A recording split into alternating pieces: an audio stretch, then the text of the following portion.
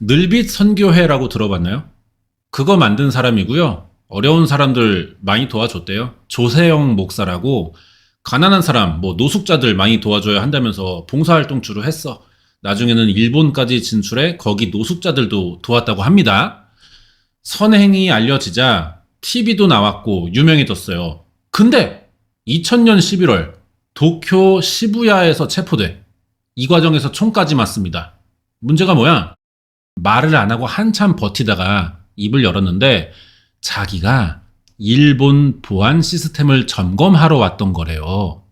아니, 조선 새끼가 갑자기 왜 일본 가서 가정집 보안을 점검하냐고. 말이 안 되잖아. 이상한 핑계를 댈 수밖에 없던 거야.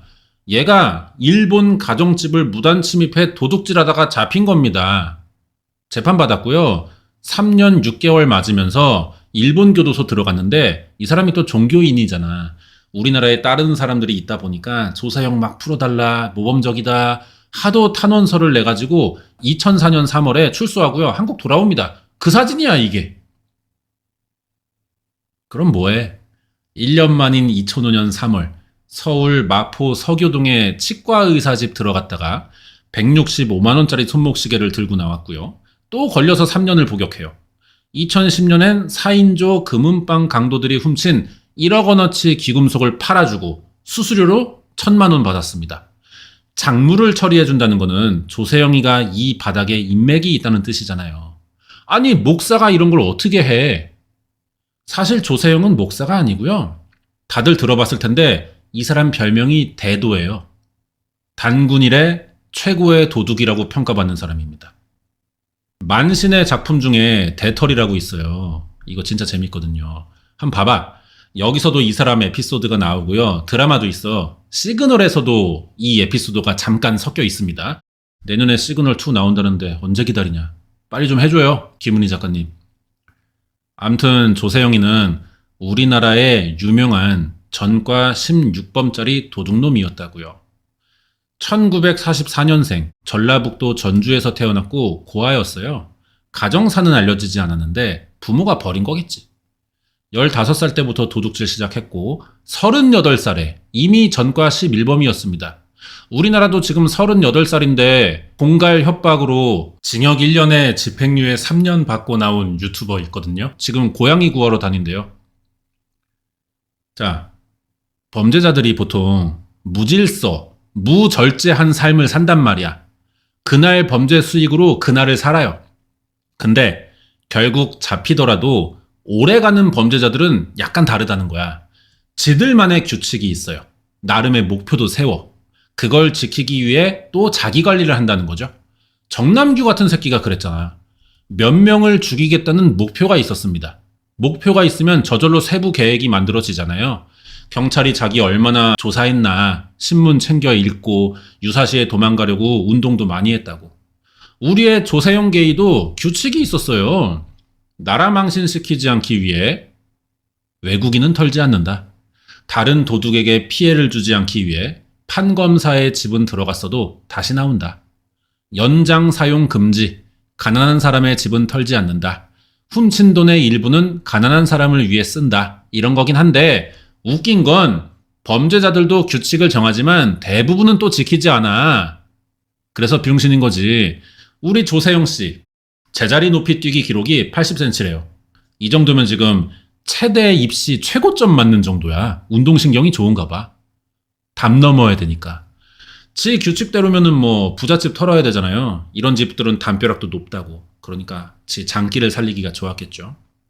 그래서 실제로 턴 집들이 어마어마해. 김준성이라고 전두환 정부 때 부총리 하던 사람이 있습니다. 이 사람 집에 들어갔다 나온 적이 있고, 고려병원 이사장인 조은혜, 장영자라고 또 있어요. 장영자는 이철이라는 사람의 아내인데 부부가 금융사기범이었어요. 조단위 사기를 쳤어. 전두환 때니까 50청조 정도 되는 사람이지. 조세영이 이 부부 집도 턴 거야. 물방울 다이아 훔쳐가지고 이때 뉴스 크게 났습니다. 이런 사람들만 골라 털었어. 그러니까 대도야. 조세영이도 하다 보니까 범행 노하우가 생겼을 거 아니에요? 그러니까 부잣집만 더 터는 게 유리하다고 생각한 거지. 80년도에 부자들은요, 당연하다는 듯이 집에 금고가 있었어요. 금고가 왜 있냐? 세금 안 잡히려고 현물을 집에 보관하는 거지. 세금이 왜 잡히면 안 돼? 이거 깨끗한 돈 아니거든. 처음부터 노린 건 아니지만 어떻게 하다 보니까 조세형도 문제되는 돈들을 훔쳤던 거야. 그래서 부자들이 털려도 신고를 안 해요. 강도들이 밤에 침입하는 경우가 많다고 알려져 있지만 조세형은 반대입니다. 오전 10시부터 오후 3시만 노려요. 이 부자들이 출근하는 시간대, 부자들은 부자끼리 모여 사니까 동시에 출근해 동네가 조용한 거야. 그 시간대를 노리는 거죠. 아무리 그래도 씨발 이병철 집을 턴 건 좀 오바였어. 자신감이 붙었는지 삼성 창업주의 집을 들어가거든요. 이때 잡혀가지고 징역 15년에 보호감호 10년 받고 청송교도소 들어갑니다. 50살 넘어가서 나왔는데 몸이 예전 같지 않아요. 그러니까 법원이 이 새끼 이제 담을 못 넘겠구나. 관절이 약하구나. 재범의 가능성이 적겠네. 그러면서 풀어주거든요. 그러자 희한한 일이 벌어집니다. S1에서 이 사람 경비자문위원으로 쓰고 싶다고 스카웃을 제안해요. 이 사람이 교도소에 있을 때도 개신교 믿었거든. 그 소문이 나면서 교회들이 서로 신앙 간증해달라고 막 데려가려고 하는 거야. 그래서 출소하고 목사가 됐던 거예요. 감옥에서 옥바라지 해주던 여자랑 결혼도 했어요. 자, 그러면은 종교인 됐고 결혼해서 가정까지 생겼으면은 직장도 있겠다 이제. 평범하게 살면 되잖아. 98년에 출소하고 2012년까지는 그랬습니다. 이렇게 강연 다니고 자서전도 준비하고 있었는데 이 도둑질 블러드가 어디 안 가. 피가 또 끓었어요. 2013년 고급 빌라 털다가 잡힙니다. 이때 나이가 75이에요. 그래서 2년형 받고 나와서 또 도둑질해. 2019년에도 서울 다세대 주택에서 저금통 하나 훔치거든요. 몇만 원밖에 안 돼요 이게. 81살인데 이지랄하고 있어. 2021년 12월에 출소하거든요. 한 달 만에 또 용인시에 주택을 3번이나 들어가. 300만 원 정도 훔쳤고요. 피해자랑 합의해서 1년 6개월로 감형되는데 뭐 지금 나와 있겠죠. 아니 내가 볼 때 이 사람 먹고 살만해. 이게 생계보다는 돈이 목적이 아니라는 거야. 도둑질 자체에서 쾌감을 얻는 것 같아요. 뭔가 좀 계기가 있지 않을까 싶어. 아니 80 쳐먹고 저게 뭐야 추하게. 진짜 아이씨 그만하세요 이제. 얌전히 살다 가셔 좀. 범죄 사건 좋아하는 사람들은 보통 살인 사건 많이 찾아보잖아요. 그래서 조세영이가 그쪽이 아니다 보니까 우리가 관심이 덜해. 범죄 심리학에서도 이런 도벽에 대해 연구는 돼 있겠지만 우리는 도둑에 대해 잘 모른다고 상대적으로.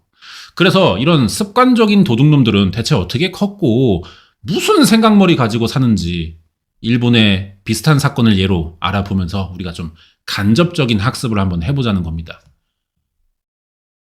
니시카와 마사카츠라는 남자가 있는데 살인으로 교도소 들어갔다가 10년 만에 나왔어요.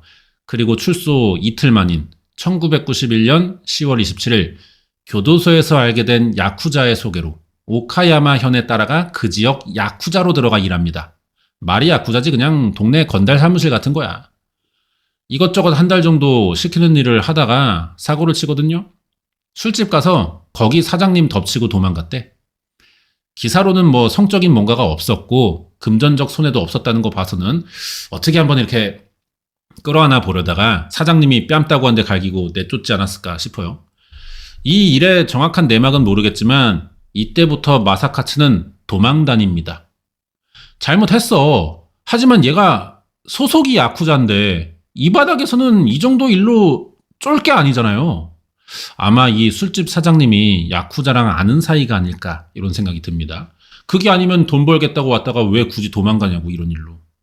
도망가려면 돈이 있어야 될 거 아니에요. 자기를 데리고 온 교도소 친구 야쿠자 집에 가서 혼자 있는 아내를 협박해 돈을 뺐습니다. 이 집 애가 3살인데요. 칼 들이대면서 가진 거 다 내놓으라고 했거든?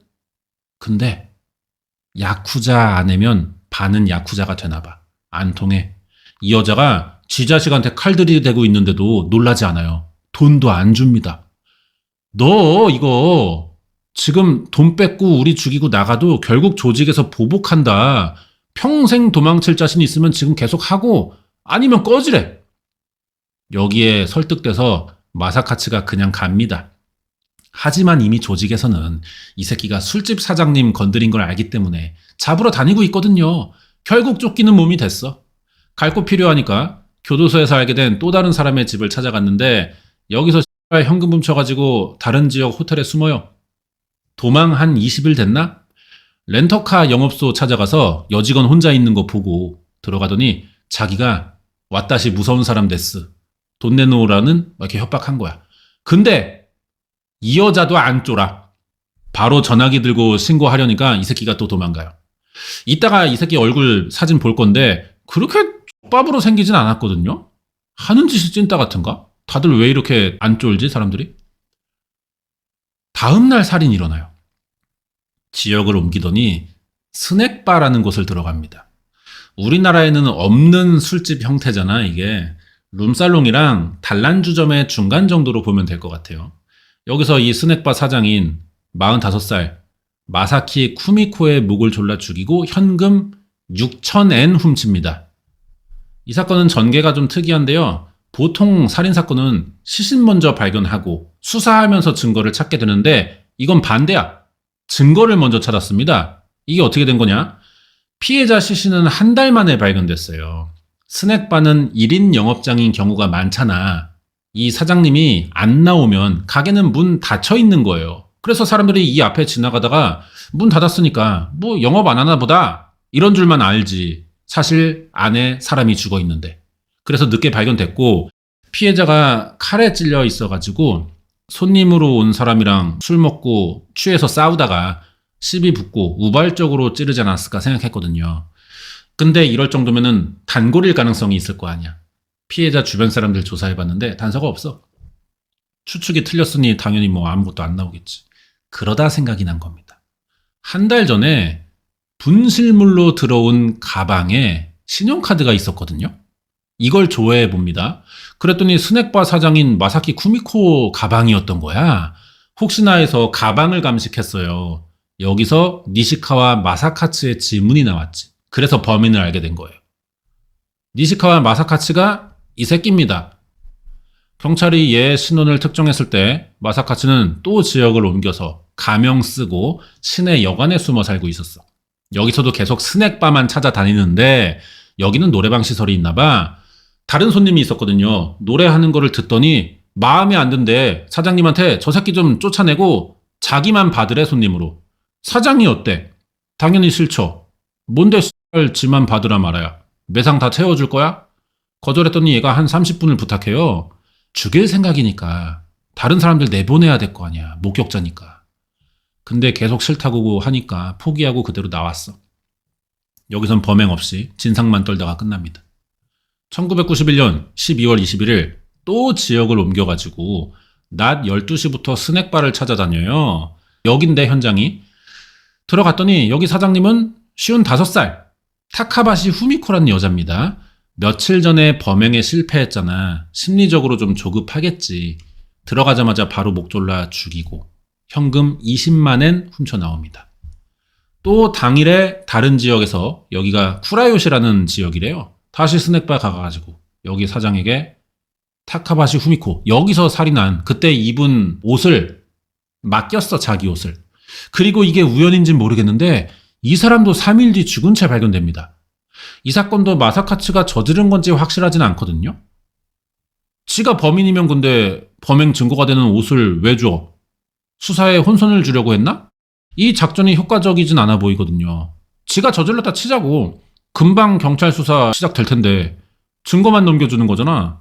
우연히 다른 사건이 겹치지 않나 싶어 여기서. 진짜 그런가 계속 보자. 마사카츠는 다음날 교토를 가요. 일본의 충청도죠. 여기서도 스낵바만 계속 돌아.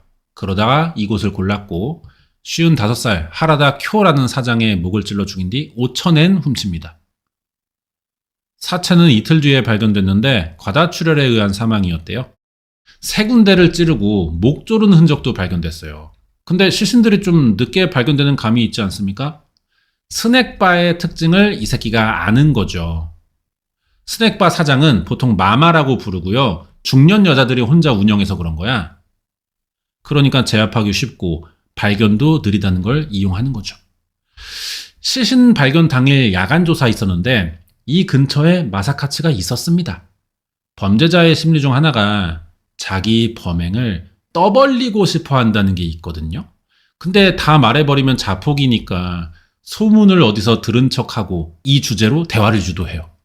그러다가 집에 가려면 술값 내야 될 거 아니야? 여기서 2, 3만 엔 정도 나왔는데 나중에 주겠다면서 왜 상해달래요? 진짜 가지가지해.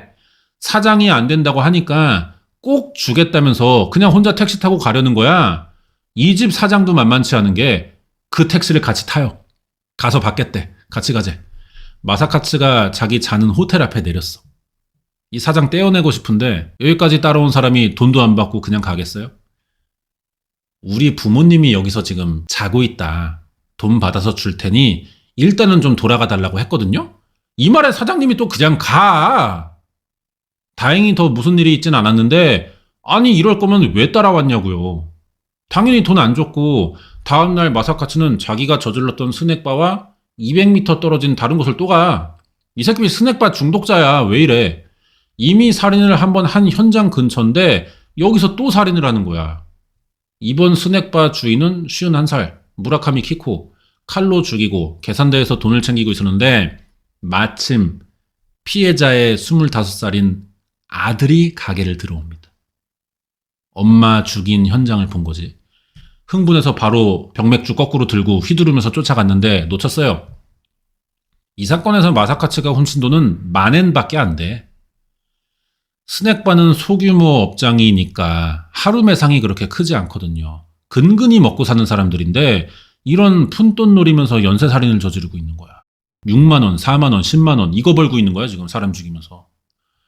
마사카츠는 이제 오사카까지 갑니다. 경찰은 진작에 피해자 가방에서 이 새끼 지문 확보한 상태인데 얘가 계속 지역을 옮기잖아요. 잡는 게 쉽지 않다고 지명수배 때렸어요. 전단지 뿌리고. 이때 마사카츠는 웬 아파트를 들어가는데 80살 넘는 노인의 집이거든요. 여길 왜 가?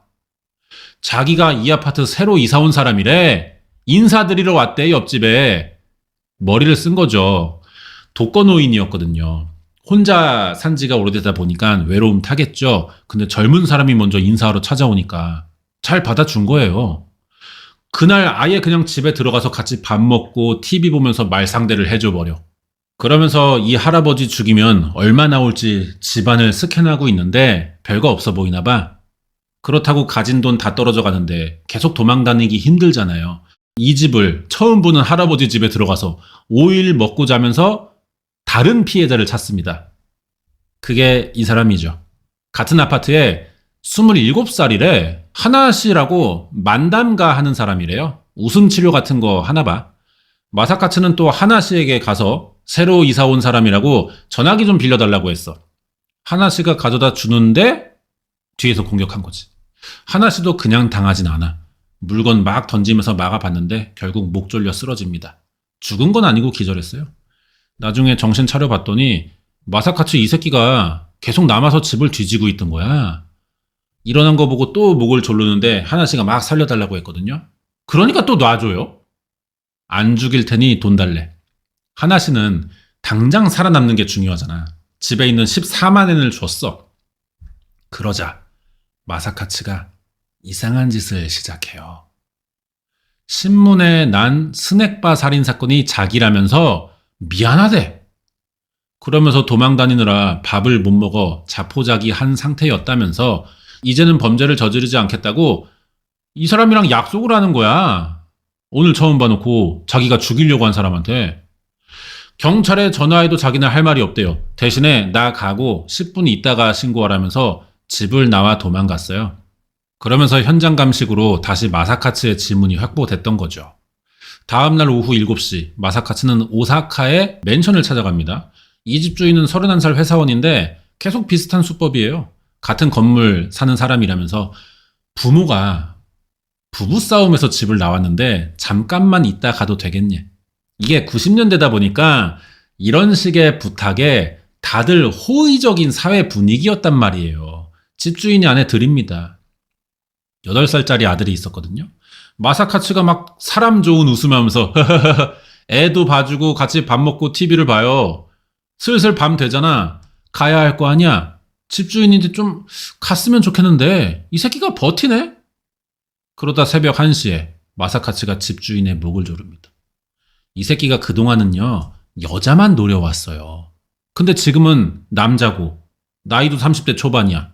이런 사람 죽이려면 그동안 자기가 했던 것보다 더 많은 힘과 근성이 필요해. 저항이 꽤 세니까 큰 소리도 나고 애가 자다가 깼어요. 아빠가 당하는 거 보고 울었어. 그러니까 마사카츠가 양심에 찔렸는지 범행을 포기합니다. 얘 좀 감수성 있나 봐. 이상한 게 도망도 안 가. 정신 차린 집주인은 마사카츠의 상태를 보니 전의를 잃었다고 생각했나 봐. 내쫓지도 않습니다. 때리지도 않고. 자수를 권유하는 거야. 그래서 밤새 얘기하는 거야, 둘이. 아침 됐어요. 11시 40분. 집주인이 아들 학교 좀 데려다 주고 오겠대. 돌아와서 다시 이야기해보자고 마사카츠만 자기 집에 혼자 놔두고 나가, 애 데리고. 애 학교 데려다 주면서 경찰이랑 돌아옵니다. 마사카츠는 집주인 말을 믿은 건지 뭐 다 포기한 건지 모르겠는데 계속 집에 남아 있었대요. 체포당하면서 반항도 없었다는데 전날 살인미수로 끝났을 때 이 집주인이랑 이야기를 많이 했나 봐, 진짜 밤새. 마사카츠가 그동안 어떻게 살아왔는지 이야기 듣고 딱하다면서 도와주고 싶다고 하는 거야. 아니, 그런 건 이해되는데 그래도 자기 자식까지 위험해질 뻔한 상황이었잖아. 거기에 이미 4명이나 죽인 연쇄살인범이라고. 왜 이런 생각을 하는지 모르겠어요. 뭐 아무튼 재판 알아보기 전에 그러면은 마사카츠라는 새끼 어쩌다가 연쇄살인범 됐냐, 성장 배경 좀 봅시다. 1956년 1월 14일 생이에요. 체포됐을 때 나이는 36살. 도토리현에서 5남매 중 막내로 태어납니다. 위로 다 누나야. 꼬라지 씨발 어떻게 컸을지 의심되죠? 50년대인데. 보니까 근데 생각과 또 다릅니다. 아빠가 일용직 노동자야. 겨울 되면 일이 없잖아요. 집 나가서 다른 일 합니다. 한동안 안 들어온대. 배불러 본 적이 없을 정도로 집이 가난했고 고등학교도 못 나왔어, 이 사람. 아빠 없으면은 엄마 있지 않냐? 있었는데 당뇨 걸려서 치료 못하고 있다가 마사카츠 9살에 사망합니다. 완전 결손가정 출신인 거야. 슬슬 열등감에 반항심 생기면서 막 살기 시작하죠. 중학교 때부터는 심심하면은 지나가는 여학생 칼 들이대면서 막 놀래키고 그게 재미로 노는 거예요, 얘가. 누나들이 뭐 어떻게 됐는지는 알려진 게 없어요. 다들 자기 살 길 찾아 집 나가고 시집 가고 그랬던 것 같아. 아빠도 마사카츠 14살에 보육원에 보내고요. 지는 집 팔아 도망갔어요. 강도를 이때부터 저지르기 시작한 거래. 체포돼서 수년원도 많이 들어갔고 출소하고 친척 집에 갑니다. 일 도우면서 돈을 벌어보려고 했는데 애새끼 꼬라지가 정신 차리고 뭐 하나 진득하게 힘든 일 하겠어요? 금방 그만두고 동네 양아치들이랑 어울리면서 계속 도둑질을 합니다. 아니, 이 도둑질도 존나 급 떨어지는 걸 해. 목욕탕 들어가서 탈의실에 손님 옷 주머니 뒤지고 빠찡코 돈통 털고 이런 겁니다. 그러다 18살 되고 도토리현의 한 스낵바 사장님 죽이는 게 살인의 시작이 된 거예요. 알고 보니까 이 첫 살인이 술집 사장님을 혼자 좋아하고 있던 거야. 술집이니까 손님 들어오면 막 오빠 오빠 거리면서 팔짱 끼고 막 친근한 느낌으로 술 따라주고 안주 먹여주고 막 했을 거 아니에요, 관리 차원에서. 이 새끼가 그런 걸 호감 표시로 착각한 거야. 아니 뭐 좋은데 이 아줌마도 진짜 장사 못하는 게 가게 들어올 때는 그렇게 해줘. 근데 계산하고 나갈 때는 완전 선 긋고 또 와요. 말투가 딱딱해진대. 여기에 화가 나서 죽였어요. 뭐 범죄를 떠나서 아니 18살인 새끼가 술집 아줌마 보고 이러는 게 맞나 싶다. 이 사건으로 체포돼 부정기형 받거든요. 범위를 정해놓고 그 사이에 내보내는 거야. 5년에서 10년 사이 징역 받았거든요. 일단 너 5년 채워. 그리고 10년 내로 평가해서 내보낼지 말지 판단할게. 이게 부정기형이야. 살인치고 너무 약하죠. 이 당시 일본의 소년범죄가 되게 관대했어요. 연령층도 폭이 넓고. 근데도 얘는 미성년자라 나가도 받아줄 보호자가 없어서 10년 다 살고 만기 출소합니다. 나와서 빠찡코 가게 들어가 일을 시작했는데 2달 만에 또 여관 직원 상대로 납치 강도 사건 저질러 갖고 잡혀요. 7년 살았고 1991년 35살에 출소합니다. 벌써 17년을 감옥에 있던 거야. 첫 범행 이후 사회에 있던 기간이 5개월도 안 돼요, 얘는 전체가. 이런 새끼가 사회성이 있겠어? 일도 못해, 아는 사람도 없어, 돈은 필요해. 그러니까 4건의 연쇄살인을 저지른 거죠. 체포되고 구치소에서 목숨 끊으려고 2번 시도했었다는데 실패했어요. 재판 받았고요. 당연히 사형 나옵니다. 형 집행은 2017년 7월 13일에 있었거든요. 92년에 체포됐으니까 25년 만에 사형된 거죠. 61살에 뒤진 거예요. 사건이 여기까지인데 뭐 불쌍하게 큰 건 알겠어. 그렇다고 씨발 인간을 불행함의 정도로 판단하고 죄를 봐줄 수도 없는 거잖아. 15살에 집안 환경 안 좋다고 칼로 사람 위협하면서 장난치는 자체가 이미 싹이 그른 새낀 거라고. 평생 살인하고 도망다니고 감옥에 들어가 있다가 뒤진 거예요. 처음에 말한 조세영 게이도 고아였잖아. 이 새끼도 부모가 버렸고 어렵게 사니까 돈에 집착하면서 도둑질 시작했고 사람도 죽이고 그런 것 같은데 이런 집에서 태어났다고 또 다 그런 건 아니에요. 좋은 집안 자식들도 비슷한 경우 많아. 이런 거 보면은 돈이 문제가 아닙니다. 일단 부모의 역할이 중요한 건 또 알겠고 애새끼도 뭐 주변에서 뭘 보고 자라냐 이런 게 중요한 것 같다는 생각이 듭니다. 그러면 결국은 부모가 환경 조성해줘야 된다는 겁니다. 그런 게 좀 범죄율 억제 효과가 있지 않나요? 뭐 범죄자 뭐라 할 게 아니라 부모들 욕을 해야 돼. 부모들 욕 너무 많이 하고 싶지 않은데 자꾸 그렇게 귀결이 되네. 사건들 볼 때마다. 여러분 생각은 또 어떤지 댓글 남겨주시기 바랍니다. 여기까지고 다음 주에 다시 올게요.